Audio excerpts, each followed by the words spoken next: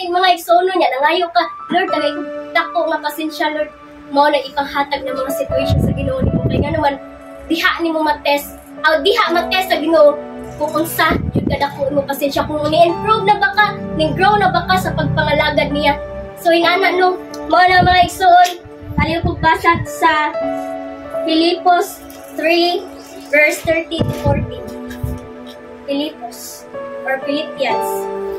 So, unsa gito mga igsoon, magpadayon despite sa mga challenges. Unsa gyud makuha kung magpadayon, pinapuno pa siya. Amen. So, mao na, Lara, diha palugod basa. Mga igsoon, wala akong pag-isip na pinihimo kung akong pagalingon noon sa kabutang akong ginabuhat mao kini ang pinakalimutan ko ang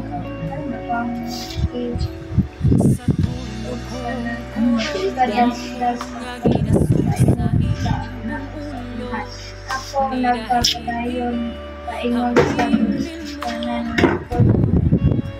sa ganang mao ang kanako sa iha Then, wala si